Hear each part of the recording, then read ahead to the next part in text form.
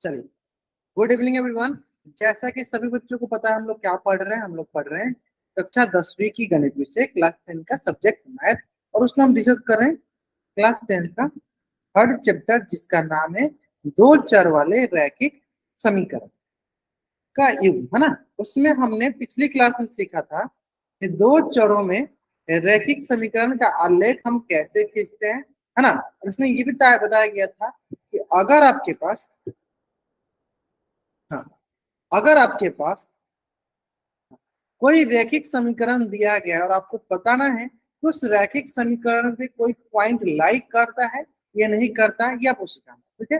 जैसे कि एक एग्जांपल के लिए समझाता हूँ कि मान लीजिए हमारे पास कोई रैखिक समीकरण दिया है 3x + 5y बराबर 0।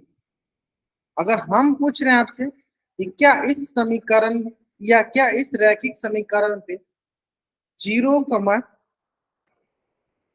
या 1, इसको ऐसा कर लेते हैं तो इधर में आता है कि कट जाए, है ना। इसको माना 2x, इसको बोलो 4x ना। 1, ये जगह आपके पास मान लीजिए 1 रखिएगा।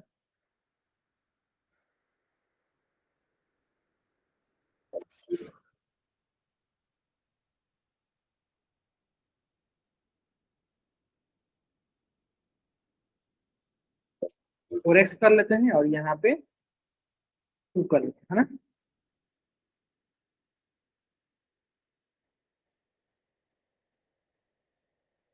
ये हो जाएगा 4x, तो ये हो जाएगा 1, यहाँ पे आगे माइनस का 4 और यहाँ 2, तो क्या हो जाएगा माइनस का।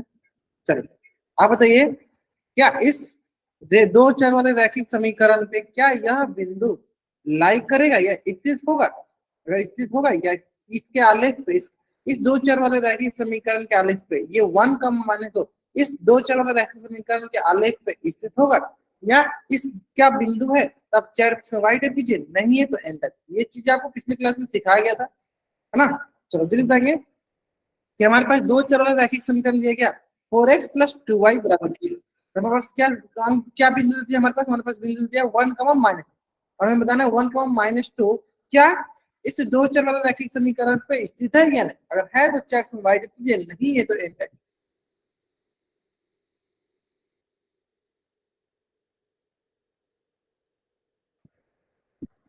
है ना।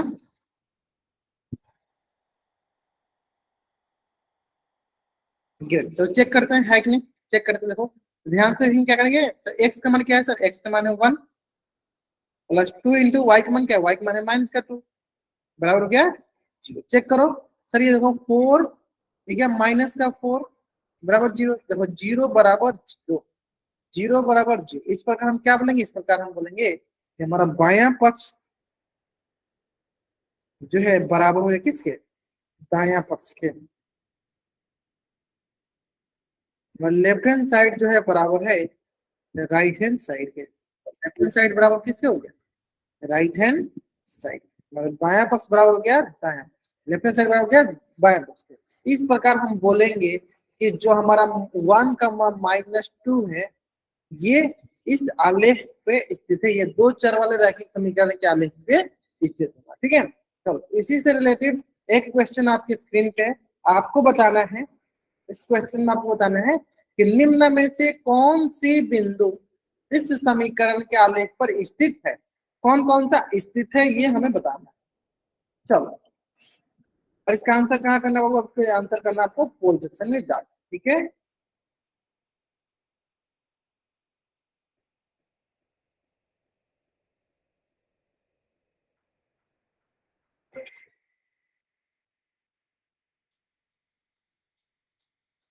टेक योर टाइम, आराम से अपना टाइम लीजिए, फिर इसका आंसर कीजिए। निम्न में से कौन सी बिंदु समीकरण 3x - y बराबर 9 के आलेख पर स्थित है।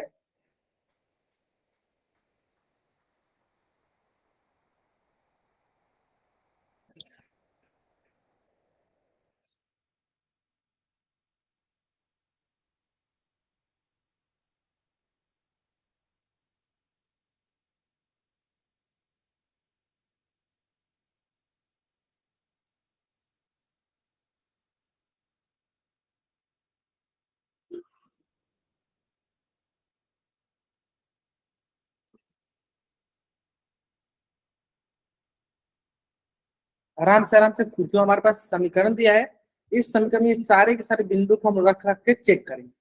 अगर इस पे आलेख पे स्थित होगा तो दाएं पक्ष बाएं पक्ष के बराबर हो जाएगा, left hand side right hand side के बराबर हो जाएगा। क्लियर? चलिए आपके पास 1 मिनट समय और है, आराम से सुनाइए। Till now 8 student given the answer this question in the poll section.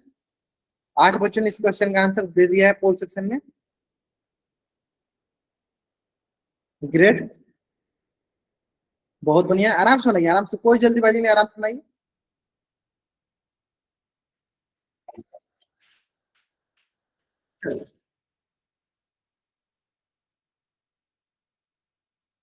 Last 20 second. देखो सारे के सारे बच्चों को ना पोल सेक्शन में जरूर जरूर आंसर करना। अगर आप पोल सेक्शन में आंसर नहीं करते हो, इसका मतलब क्या मान के चलेंगे कि आप क्लास में प्रेजेंट नहीं हो, इसलिए आपने पोल सेक्शन में आंसर नहीं किया है।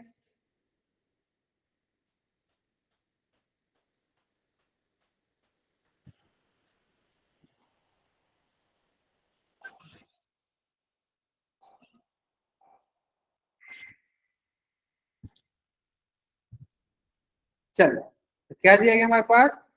3x - y = 9।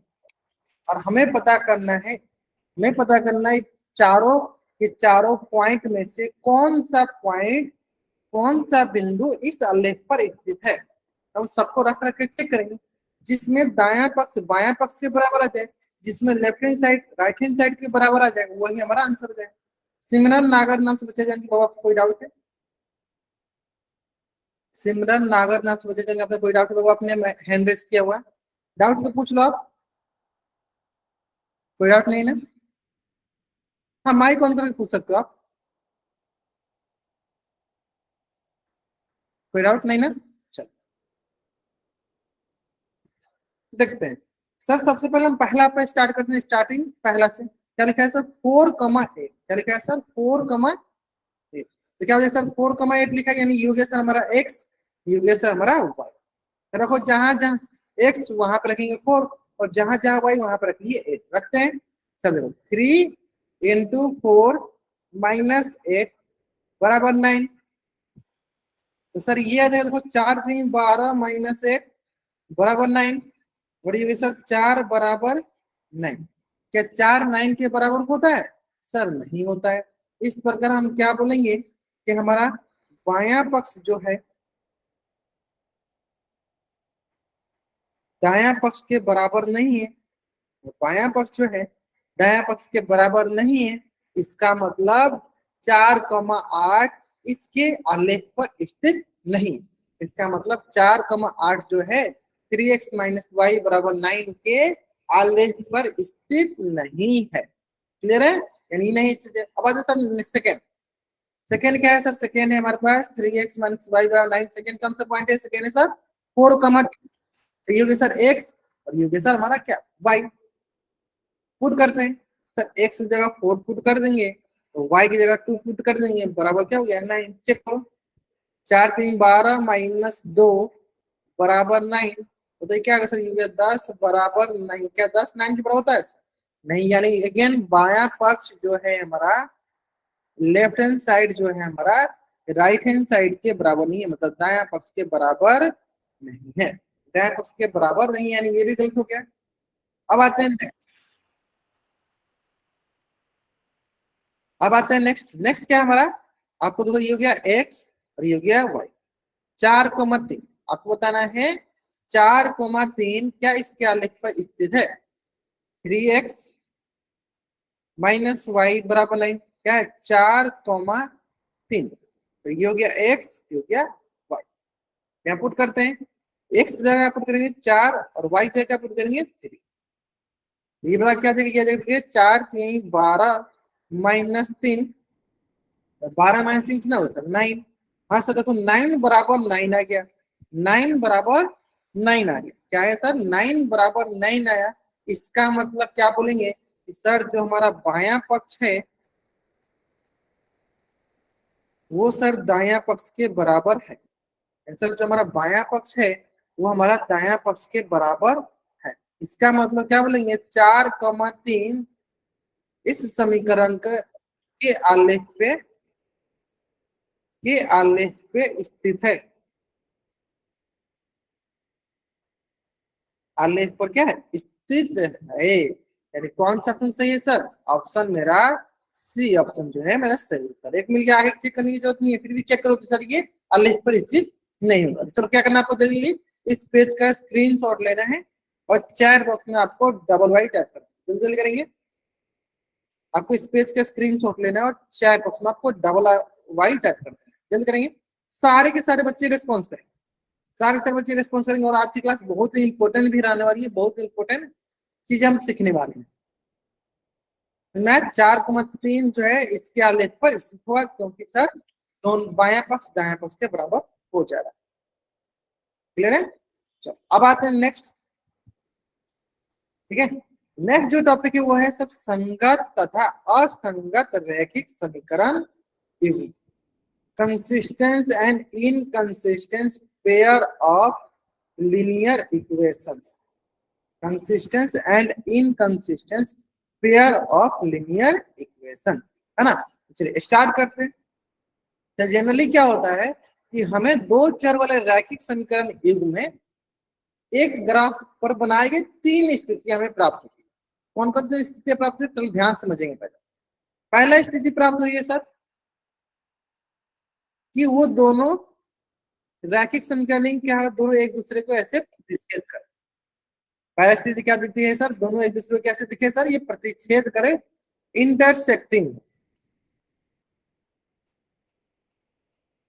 ये सब पहला इंटरसेक्टिंग करने का मतलब क्या है कि देखो दोनों माना एक रेखा ये है, वही मान लीजिए इंटरसेक्टिंग हो, इंटरसेक्टिंग करे, इंटरसेक्ट करे, प्रतिच्छेद करे। एक रेखा एक लाइन ये हो गया, एक लाइन ये हो गया, दोनों एक दूसरे को ऐसे इंटरसेक्ट करे, ऐसे कट करे।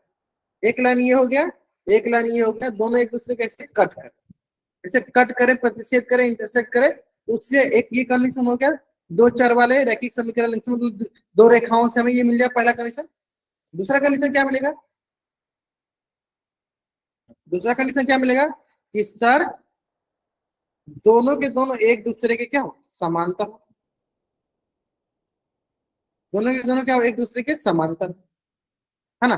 लीजिए दूसरा कंडीशन क्या होगा सर, समांतर हो। समांतर हो मतलब कि पैरेलल हो, है ना, पैरेलल हो। ये दूसरा, अब दूसरा कंडीशन देखो यहाँ, ध्यान समझो कैसे होगा सर। ये रेखा जो है इस रेखा के देखो एकदम पैरेलल, दोनों एक दूसरे को कभी भी एक दूसरे को कट नहीं करे, कभी एक दूसरे को कभी भी इंटरसेक्ट नहीं करेगा। In this situation these lines are known as parallel line.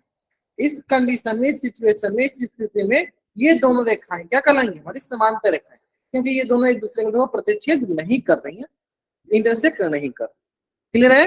चलो अब तीसरा कंडीशन क्या हो सकता है सर, दो चर वाले समीकरण में सर दोनों के दोनों रेखा, जैसे मान लीजिए अगर मैं बोलूं एक एग्जांपल के जरिए कि एक रेखा है और इस रेखा के ऊपर दूसरी एक रेखा आ जाएगी, मतलब दोनों के दोनों रेखाएं जो है एक दूसरे के ऊपर, दोनों की दोनों रेखाएं एक दूसरे के ऊपर, दोनों दोनों रेखा देखो एक जैसे जा रही है, एक साथ जा रही है। तो ये भी रेखा और ये भी रेखा इसी के ऊपर वैसे एक साथ जा रही है। तो इस प्रकार के केस में इसे हम कहते हैं समपाती। इसे क्या कहते हैं, इसे हम कहते हैं समपाती, समपाती या कॉन्सिडेंट। कॉन्सिडेंट मतलब एक के ऊपर एक, कॉन्सिडेंट, कॉन्सिडेंट, समपाती या कॉन्सिडेंट। इन तीन प्रकार के हमारे पास केस मिलते हैं। अगर हमें कोई बोले कि दो चर वाला युग्म दिया है तो तीन केस होगा। पहला केस होगा कि सर वो दोनों के दोनों रेखा एक दूसरे के से प्रतिच्छेद करे, जैसे देखो एक ये पेन है, एक ये पेन है, देखो दोनों एक दूसरे के से प्रतिच्छेद कर रहे हैं। पहला कंडीशन, क्योंकि हम जानते हैं सर दो चर वाले रैखिक समीकरण एक रेखा को बताते हैं, रेखा को बताते हैं ना, तो देखो दोनों एक दूसरे के से प्रतिच्छेद कर रहे हैं, पहला कंडीशन। दूसरा कंडीशन क्या है कि सर दोनों के दोनों एक दूसरे के पैरेलल, समांतर से पद पैरेलल है, समानांतर है, मतलब दोनों के बीच का डिस्टेंस हमेशा क्या बराबर है, हमेशा क्या बराबर आ रहा है, यानी दोनों एक दूसरे को कभी प्रतिच्छेद कभी इंटरसेक्ट नहीं कर रहे।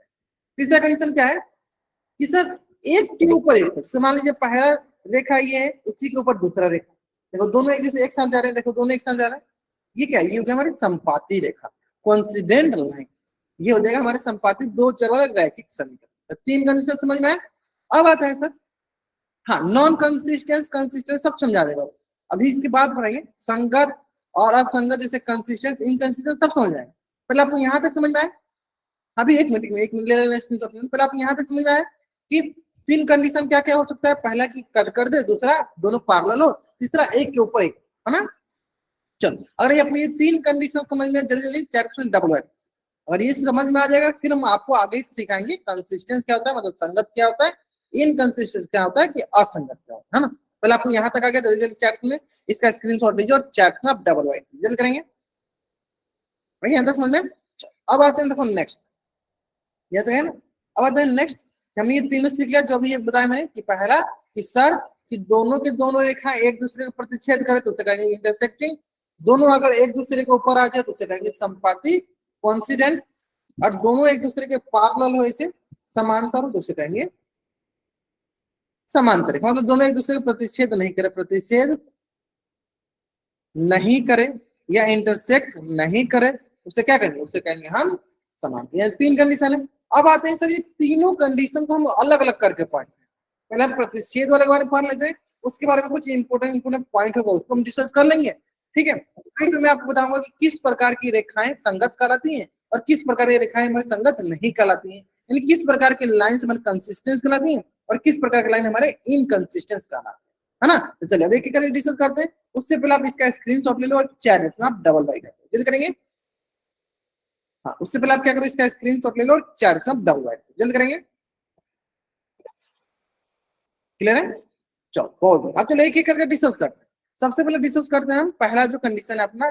पहला कंडीशन क्या है हमारा, पहला कंडीशन है सर प्रतिच्छेदी रेखा, है ना, कि रेखाएं जब एक दूसरे को प्रतिच्छेद करे तो क्या होता है। सिंपल, चलो तो यहाँ पे समझते हैं, ध्यान समझिए। सबसे पहले आप ये समझोगे कि सर मान लीजिए कि अगर कोई दो रेखा एक दूसरे को ऐसे प्रतिच्छेद कर, है ना, मान लीजिए कोई एक दूसरे के ऐसे प्रतिच्छेद कर रही है, तो आप बताओ कि सर वो कितने बिंदु उन दोनों के बीच में होंगे। जैसे कि हम जो बोलना चाहते हैं ध्यान समझो, तो मान लीजिए हमारे पास एक ये रेखा थी और इसके पास एक बिंदु था, जैसे मान लो एक बिंदु हो गई, ये बिंदु का नाम मान लो 3,4, एक पॉइंट था, एक बिंदु था। अब ठीक इसी बिंदु से दूसरी रेखा पास हो रही। तो अगर आपसे मैं पूछूं कि सर बताइए आपके पास इन दोनों रेखाओं में जो कॉमन पॉइंट है, जो उभयनिष्ठ बिंदु है, वो कौन सा, बताइए सर बच्चे। चलिए इस क्वेश्चन को बताइए। ये मान लिया हमारा पहला रेखा था, ये मान लिया हमारा दूसरा रेखा, तो इन दोनों में जो कॉमन पॉइंट है वो क्या है, अब बताइए चैट में, बताइए चैट में क्या है, जल्दी बताएंगे जल्दी बताएंगे। L1 और L2 में हमें दोनों में कौन सा कॉमन पॉइंट दिख रहा है। देखो L1 में भी 3.4 से पास कर रहा है और ठीक उसी पॉइंट से हमारा L2 भी पास कर रहा है। तो हम बोलेंगे सर ये दोनों में ना एक ही पॉइंट कॉमन दिख रहा है, और वो कौन सा है सर, वो है 3,4। इसका मतलब यहाँ से हमें समझ में आया, एक चीज समझ में आया कि अगर कोई दो रेखा एक दूसरे को कट करता है, भाई दो रेखा एक दूसरे को कट करता है, तो उसके पास एक ही हल मिलता है, एक ही सॉल्यूशन मिलता है। ऐसे कट किया तो यानी कितने हल मिलेंगे सर, एक ही हल मिलेगा, एक ही सॉल्यूशन मिलेगा, है ना।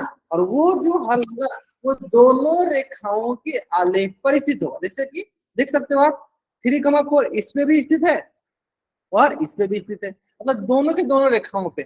L1 वाले रेखा पे पहले रेखा पे भी है और दूसरे रेखा पे भी है। इसका मतलब ये हुआ कि सर, इसका मतलब ये हुआ कि अगर कोई दो रेखाएं एक दूसरे को प्रतिच्छेद कर रही हैं तो उससे जो हल मिलता है, हल का मतलब ही क्या होता है कि सर वो दोनों में लाई करता है या दोनों के आलेख पर स्थित होता होगा। ठीक है, यानी हम जो जो चीज हम यहाँ पर मिलते जा रहे उसको एक एक करके लिखते चलते, है ना। तो हमें क्या मिला सर कि हमें यहाँ पे एक हल प्राप्त हुआ। जो जो चीजें लिखा उसको लिख देते थे, फिर आगे प्राप्त हो, यानी कभी भी रेखाएं प्रतिच्छेद करेंगी, कभी भी रेखाएं प्रतिच्छेद करेंगी तो आपको हल प्राप्त होगा। आपको हल प्राप्त होगा मतलब आपको सोल्यूशन मिलेगा, ये तो क्लियर है। कभी भी अगर दो रेखाएं प्रतिच्छेद करेंगी तो आपको हल मिलेगा। अब आते हैं यहाँ पे थोड़ा अगला पॉइंट कि सर आप अभी तक एक बार भी नहीं बताया कि सर संगत हम किसे कहेंगे, असंगत किसे कहेंगे। सर अभी तक आपने ये नहीं बताया कि हम सर संगत किसे कहेंगे और असंगत किसे कहेंगे। तो ध्यान से देखो कि कभी भी हमें जहां भी हल प्राप्त होता है उसे कहते हैं संगत, और जहां हमें हल नहीं प्राप्त होता है उसे कहते हैं हम असंगत। सिंपल बात क्या है कि सर जहां भी हमें हल प्राप्त होता है, हल मतलब देखो ध्यान से यहाँ पे देखो एक हल प्राप्त हो रहा है तो इसे कहेंगे हम संगत, मतलब कंसिस्टेंस, कंसिस्टेंट, मतलब क्या बोलेंगे इसको, इसको बोलेंगे हम कंसिस्टेंस, यानी जहां भी हमें हल प्राप्त होगा उसे कहेंगे सर वो कंसिस्टेंस है। हाँ एग्जाम्पल बताएंगे, वो एग्जाम्पल बताएंगे, बहुत बहुत ढेर सारे एग्जाम्पल बताएंगे। जैसे आपके सामने मैंने एक एग्जाम्पल बता दिया कि देखो एक ये रेखा होगी, एक ये रेखा होगी, दोनों एक दूसरे कट करेंगे, यानी दोनों में कौन सा बिंदु कॉमन है, जो दोनों का जो प्रतिच्छेद बिंदु है, ये क्या होगा, इसका हल हो गया। तो ऐसे कंडीशन में हम सिंपल एंड सटीक हमेशा याद रखो, संगत किसे कहते हैं, तो सर संगत हम उसे कहते हैं जिसके पास हल हो, और असंगत किसे कहते हैं, इनकंसिस्टेंट पेयर किसे कहते हैं, जिसके पास हल नहीं, जिसके पास हल नहीं मतलब सोल्यूशन नहीं। ऐसे में, ऐसे में यहाँ तक क्लियर है, यहाँ तक क्लियर है। चलो तो जल्दी जल्दी आप इस पेज का स्क्रीनशॉट ले लीजिए और चैट बॉक्स में आप डबल वाइट जल्दी करेंगे। हाँ जल्दी जल्दी आप इस पेज का स्क्रीनशॉट ले लेंगे और चैट में डबल वाइट, देखो यही चीज हमने आगे लिखा हुआ है कि सर इस स्थिति में ना हमें देखो सिंपल एक ही हल मिल रहा है ना, यानी हल रेखाओं का प्रतिच्छेदी बिंदु होगा, मतलब जहां पे ये रेखाएं प्रतिच्छेद करिए यही क्या होगा, यही हमारा हल होगा, है ना। और ऐसे कंडीशन में जहां भी हमें हल प्राप्त होता है उसे हम संगत समीकरण युग्म कहते हैं, मतलब संगत बोलते हैं, मतलब कंसिस्टेंस बोलते हैं। क्लियर है, तो शॉर्टकट भाषा में आप ये याद रखो कि हम संगत किसे कहते हैं, शॉर्टकट भाषा में क्या है इतना है, हम संगत किसे कहते हैं, जहां पे भी हमें हल प्राप्त होता है उसे हम संगत कहते हैं, जहां हल नहीं प्राप्त होता है उसे हम असंगत कहते हैं, इनकंसिस्टेंस कहते हैं। चलिए जल्दी जल्दी आप इस पेज का स्क्रीनशॉट ले लीजिए और चैट बॉक्स में आप डबल वाइड जल्दी करेंगे। चलो देखते हैं सारे बच्चों का रिस्पॉन्स आना चाहिए, सारे के सारे बच्चों का रिस्पॉन्स आना चाहिए।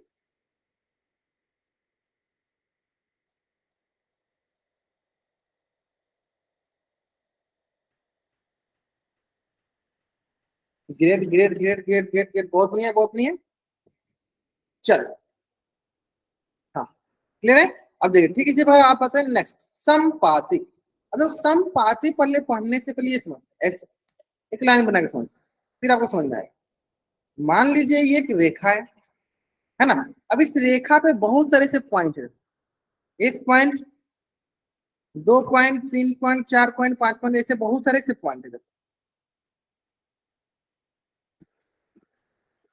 इस रेखा पे से बहुत सारे पॉइंट है, एक ये रेखा है ना, इस रेखा पे बहुत सारे पॉइंट है ना, बहुत सारे छोटे छोटे, बहुत सारे पॉइंट, बहुत सारे छोटे छोटे पॉइंट है। मतलब सेम इसी रेखा से एक कोई दूसरी रेखा चार, कोई दूसरी रेखा चले जाओ,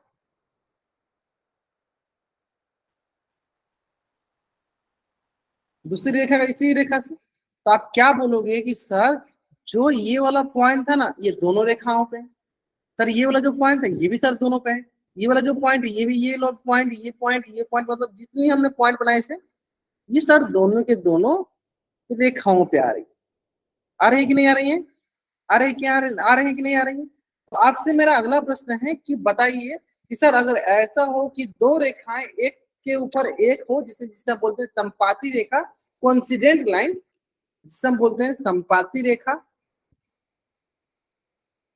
इंग्लिश बोलते हैं कॉन्सिडेंट, कॉन्सिडेंट मतलब एक के ऊपर एक, है ना, कॉन्सिडेंट लाइन। तो आप बताओ इसके पास कितने हल होंगे, कितने हल होंगे बताइए, कितने हल होंगे, सारे बताएंगे, सारे बताएंगे। तो हल क्या होता है, जहां जहां प्रतिच्छेद करे, आप बोलो सर इसको तो हर एक पॉइंट पर प्रतिच्छेद करे, बताइए सर का आंसर आना चाहिए, सारे सारे बच्चों का आंसर आना चाहिए।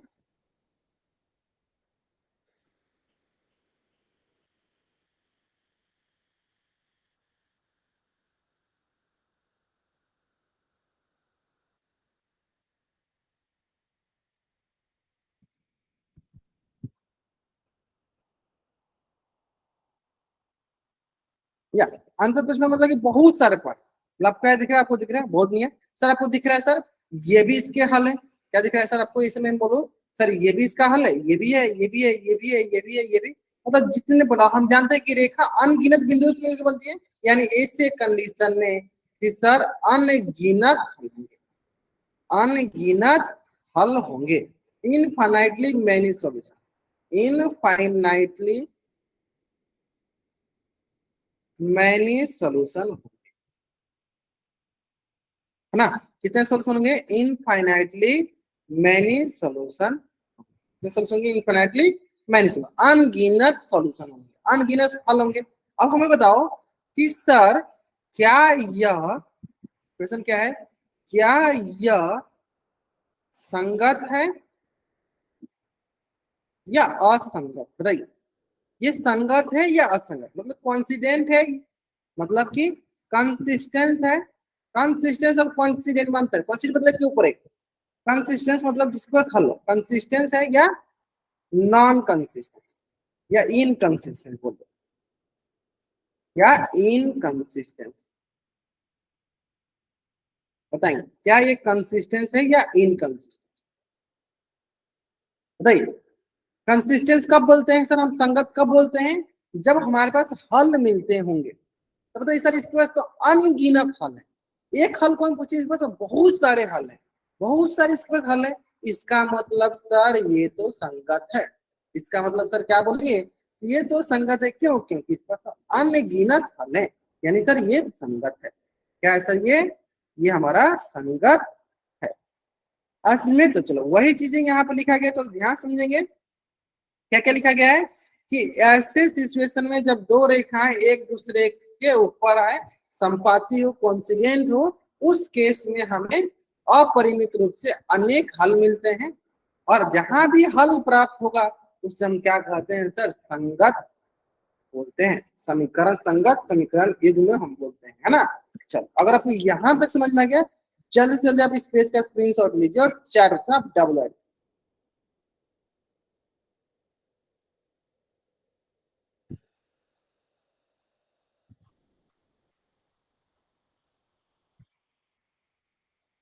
बहुत नहीं, बहुत नहीं, चलो जल्दी जल्दी करेंगे सर, बच्चे करेंगे सर, बच्चे।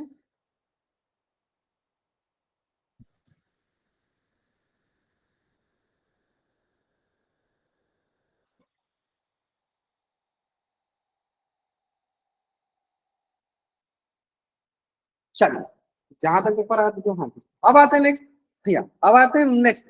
याद समझ में आया ना? यानी हमें संगत दो चीज है, यानी हम यहाँ देखेंगे, अगर मुझे पूछा जाए कि सर ये सुन जाए, अगर हमें पूछा जाए कोई चीज संगत, अभी तक क्या क्या दिख गया सर, संगत में क्या क्या दिख गया, किस किस चीज का हल दिख गया सर? जब संगत में प्रतिच्छेद वाले के बाद संगत दिख गया हल, सर इसका क्या हल होता है? एक हल होता है, यानी ये है सर, ये हमारा संपाती वाला, सर इसके बाद अनेक हल, यानी ये दोनों हमारे संगत दिख रहे हैं। चलो अब अगला अगला बारी है अनेक हल।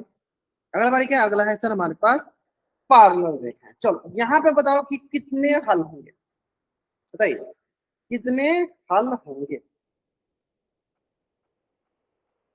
चार उसमें बताना आपको, कितने हल होंगे बताएंगे सब बच्चे चार उसमें? सारे बच्चे बताएंगे, सारे बच्चे बताएंगे कितने हल होंगे?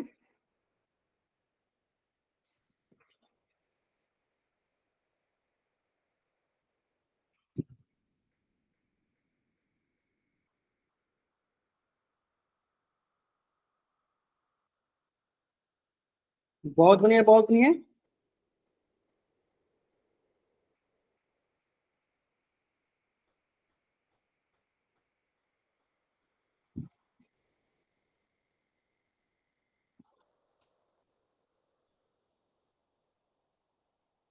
चलिए, दिस इज नॉन कंसिस्टेंट, बहुत बढ़िया, चलो बहुत बढ़िया, बहुत बढ़िया, बाकी बच्चे दिमाग लगा रहे हैं। सिंपल दिख रहा है सर, हमें क्या दिखा सर, हमें दिखा कि ये दोनों एक दूसरे को कहीं भी कट नहीं कर रहा है। जब सर कभी भी एक दूसरे को प्रतिच्छेद नहीं करेगा, जब कट नहीं करेगा, क्या हमें हल मिलेंगे? सर यहाँ पे एक भी हल नहीं, मतलब शून्य हल है, शून्य हल है। क्लियर है? कितना हल है सर? शून्य हल, मतलब एक भी हल नहीं, एक भी हल नहीं है। क्यों नहीं है सर? क्योंकि सर ये कहीं भी एक दूसरे को प्रतिच्छेद नहीं कर रहा, क्योंकि सर ये कहीं भी एक दूसरे को प्रतिच्छेद नहीं कर, जब प्रतिच्छेद करे तभी तो हल मिलेगा, प्रतिच्छेद नहीं करेगा तो किसे हल मिलेगा, है ना?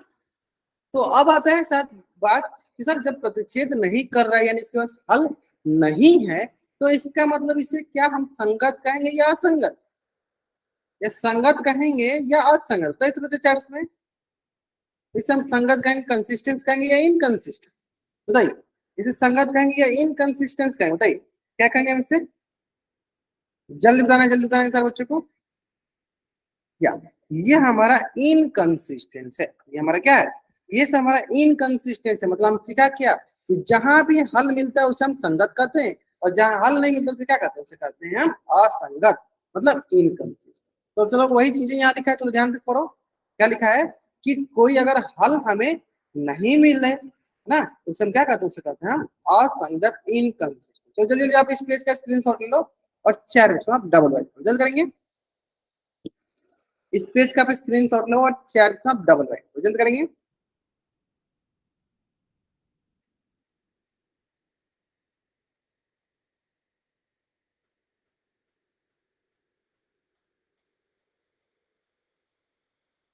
क्लियर है?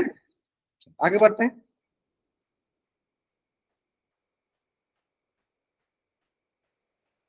चलो अभी तक समझ लिया कि सर हम समीकरण देख के क्या बता सकते हैं कि रेखाएं कैसी होंगी, या समीकरण में उनके कितने हल होंगे? बताइए सर, बच्चे क्या बताओ।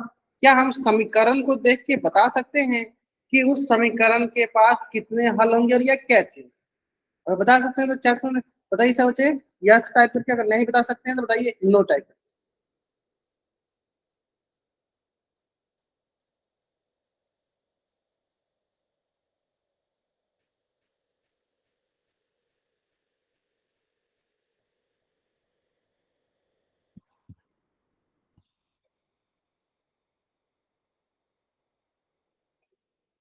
या ग्रेट। चलो सर हम बता सकते हैं, सर हम बता सकते हैं, बहुत बढ़िया। चलो स्टार्ट करते हैं। कैसे बताएंगे सर? तीन चार कंडीशन होता है कि समझ, जैसे तीन है ना, एक प्रतिच्छेदी होती है, एक संपाती होती है सर, एक समांतर होती है। मतलब एक जो हो गया आपके पास इंटरसेक्टिंग, एक हो गया आपका कॉन्सिडेंट, और एक हो गया आपके पास पैरेलल। तो तीन कंडीशन, यानी तीन कंडीशन, यानी तीन हमारे पास क्या बोलते हैं, तीन शर्त भी होना चाहिए। देखो वो शर्त का क्या क्या होता है? सबसे पहले आपको देखो क्या दिया गया, आपको दिया गया दो चर वाले रैखिक समीकरण। ये क्या है? दोनों, ये दोनों हो गए आपके दो चर वाले रैखिक समीकरण। एक चर वाले रैखिक समीकरण एक दे दिया, ये है ना रैखिक समीकरण का क्या है? ये युग्म में दिया गया है ना। चलो अब देखो तीन कंडीशन क्या होगा सर? पहला कंडीशन कि हमारा a1 बटा a2 जो है नॉट इक्वल टू b1 बटा b2। जब a1 बटा a2 not equal to b1 बटा b2, यानी ये पहला कंडीशन। इस कंडीशन में हम क्या बोलते हैं रेखाओं को? हम बोलते हैं सर वो रेखा प्रतिच्छेदी रेखा है, यानी वो इंटरसेक्टिंग लाइन है। यानी इसके पास कितने सॉल्यूशन मिलेंगे सर? इसके पास एक हल होगा, वन सॉल्यूशन होगा। आज समझ में? चलो दूसरा क्या कंडीशन होता है कि सर अगर a1 बटा a2, b1 बटा b2, c1 बटा c, मतलब सबके सब बराबर, a1 बटा a2 बराबर b1 बटा b2 बराबर c1 बटा c2, इस केस में इसे हम क्या कहेंगे? बताइए सर बच्चे, चार्ट में बताइए क्या कहेंगे इसे। हाँ स्क्रीन शॉट लेके आप कॉपी में बना ला, अगर बुक में है तो बुक से ही पढ़ सकते हो। बाकी बता क्या होगा, ये बात बता क्या होगा? अगर तीनों के तीनों बराबर हो तो इसे क्या कहेंगे? प्रतिच्छेदी तो हो गया, समांतर कहेंगे या समांतिक संपाती कहेंगे? हाँ, कि इंग्लिश में अगर मैं बोलूँ कि पैरेलल कहेंगे या कॉन्सिडेंट कहेंगे? बता सर क्या बोलेंगे?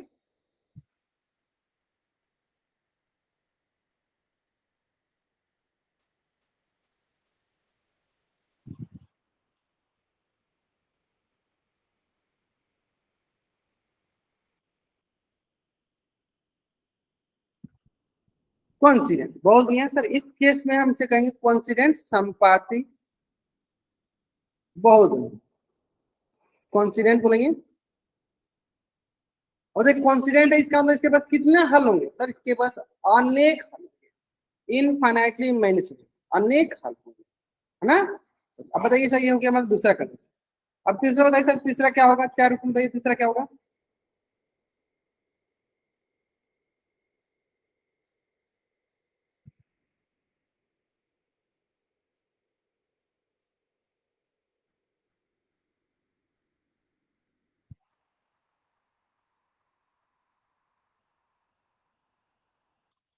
कोई नहीं, बहुत नहीं। मतलब कि सर ये हो गया हमारा समांतर, मतलब पार्लल। यानी इसके पास कितने हल होंगे सर? इसके पास एक भी हल नहीं होगा, एक भी हल नहीं होगा, या एक भी हल या ऐसे बोलो शून्य हल, शून्य हेलो। हाँ ठीक है, आप लोग सही टाइप करो, सही सही टाइप करो, आप लोग बहुत बढ़िया। चलो जल्दी जल्दी आप इसका भी स्क्रीनशॉट ले लो और चैट में डबल। अब हम एक एक करके सबको डिस्कस करेंगे, पहले हम प्रतिच्छेदी, फिर संपाती, फिर समांतर, सबको हम एक एक करके डिस्कस करेंगे। चलिए जल्दी करेंगे, जल्दी करेंगे,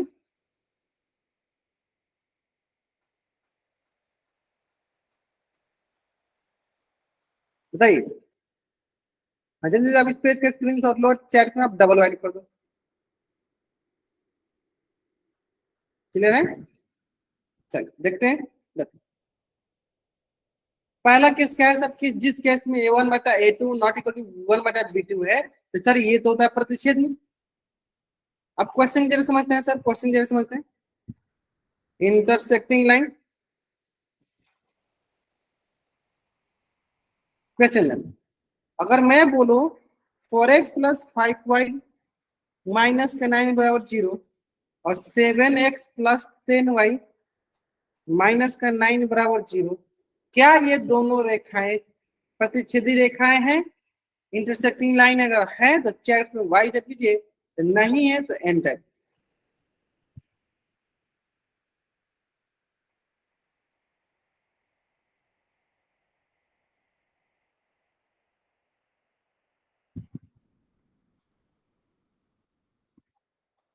चलो, है बहुत, मतलब अच्छा आंसर करो, सिंपल है सर। बताइए इसका A1 क्या है, हमें क्या बताया उसने सर, A1/A2 बराबर नहीं होना चाहिए B1/B2 के। तो चलो एक एक करके बल देख लेते हैं सर। यहाँ पे A1 क्या हो जाएगा सर, A1 है हमारे पास 4, A2 क्या हो गया सर, A2 हमारे पास 7, देखो ये क्या है, ये A2। सर B1 क्या है, B1 है हमारे पास 5। सर B2 क्या है, B2 है हमारे पास 10। तो ये हो गया सर हमारे पास, देखिए 4/7 बराबर नहीं है 5/10 के। इसका मतलब ये किस प्रकार की रेखा हो गई सर, ये हमारी प्रतिच्छेदी रेखा, इंटरसेक्टिंग लाइन हो गई। सर ये हमारी प्रतिच्छेदी रेखा इंटरसेक्टिंग लाइन हो गई। यहाँ तक कोई डाउट? अगर आपको यहाँ तक समझ में आ गया, जल्दी से जल्दी आप इस पेज का स्क्रीनशॉट लीजिए और चैट बॉक्स में आप डबल लाइक जल्द करेंगे क्या, जल्दी जल्दी आप इस पेज का स्क्रीनशॉट लीजिए और चैट बॉक्स में आप डबल लाइक, है ना। चलो अब आगे बढ़ते हैं आगे। सेकेंड केस बताइए, सेकेंड केस क्या है सर, ये हो गया संपाती रेखा, कोइंसिडेंट। कोइंसिडेंट जैसे एक एग्जांपल समझते हैं, एग्जांपल दीजिए।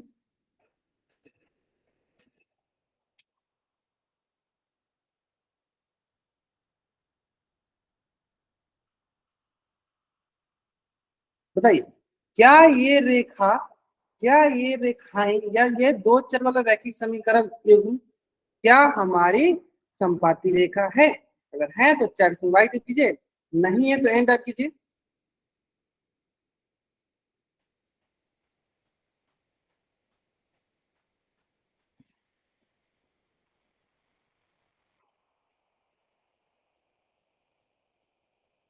चलिए बताएंगे, बताएंगे, समझ बताएंगे, है। चलिए ग्रेट, बहुत बढ़िया, बहुत बढ़िया। सिंपल सा देखो, सिंपल सा क्या देखेंगे सर, देखो ये हो गया A1, ये हो गया A2 एंड 3/6। सर ये हो गया 8/16। सर ये हो गया देखो 10 और ये हो गया 20। क्या हो गया 10/20, देखते हैं क्या बराबर है क्या, तो चेक कर लो। तो ये हो गया सर 3 एकम 3, 3 दूनी 6, 1/2, 8 एकम 8, 8 दूनी 16, 10 एकम 10, 10 दूनी 20। हाँ सर देखो ये सारे से देखो 1/2 बराबर 1/2 बराबर 1/2, यानी ये किस प्रकार की रेखाएं या दो चर वाला रेखा समीकरण युग्म है, तो सर ये संपाती है, ये कॉन्सिडेंट है ना। चलिए तो जल्दी जल्दी आप इस पेज का स्क्रीनशॉट लीजिए और चैट में आप डबल वाइड करिए, जल्दी करेंगे। इस पेज का आप स्क्रीनशॉट लीजिए और चैट में आप डबल वाइड,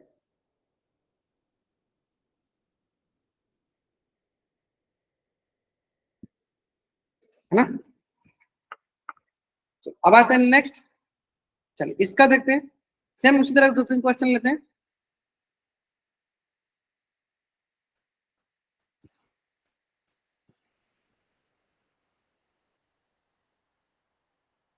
चलिए बताइए तीसरा केस क्या होता है सर? तीसरा केस होता है सर पैरेलल का, समांतर का।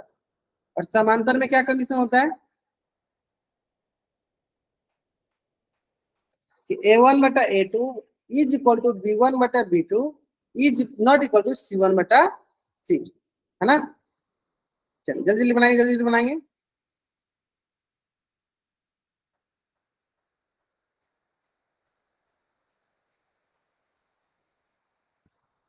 Sir this is parallel, great.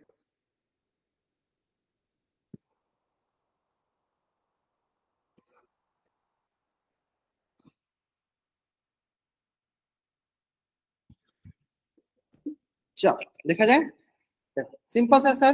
देखो इसका A1 क्या है 3, इसका क्या है 6, ये हो गया 3/6।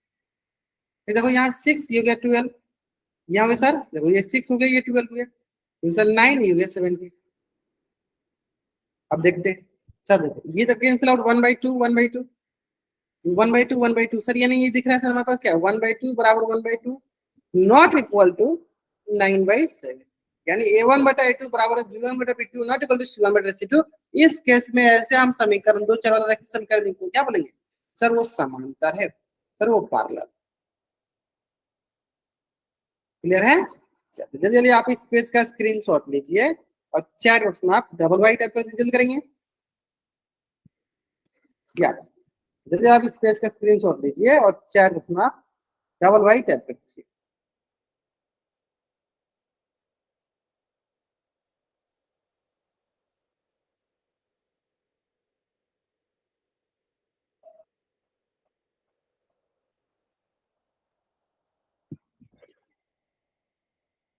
है ना? अब आगे बढ़ते हैं। इसमें तो आपको अच्छे से सिखा भी दिया था। वो पहला क्या कंडीशन था कि sir A1/A2 not equal to B1/B2 होता है, जिसे कहते हैं हम प्रतिच्छेदी, जिसके बाद सर एक हल मिलेंगे। सर जब ये तीनों के तीनों बराबर होते हैं, इसे कहते हैं संपाती कॉन्सिडेंट, जिसके पास अनेक हल मिलेंगे। देखो A1/A2 is equal to B1/B2 not equal to C1/C2, ये क्या है? ये हमारे पास इसके पास कितने हल मिलेंगे सर? इसके पास एक भी हल नहीं मिलेंगे, क्योंकि ये सर समांतर, एक भी हल नहीं मिलेगा,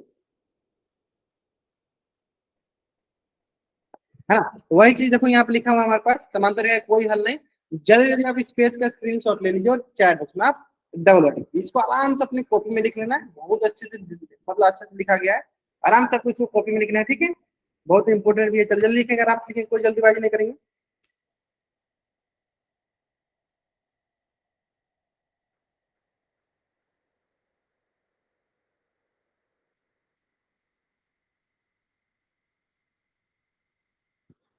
चलो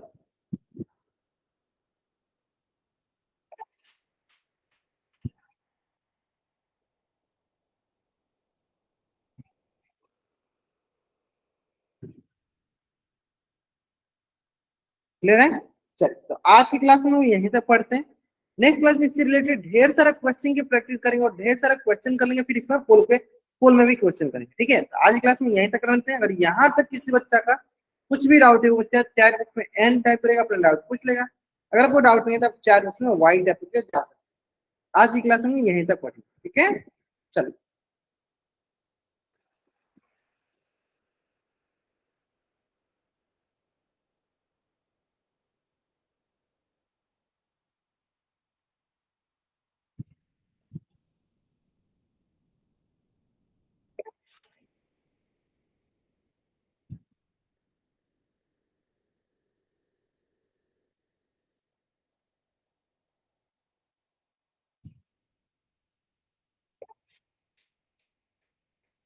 चलिए, ओके, चलिए बाय एवरीवन, बाय एवरीवन।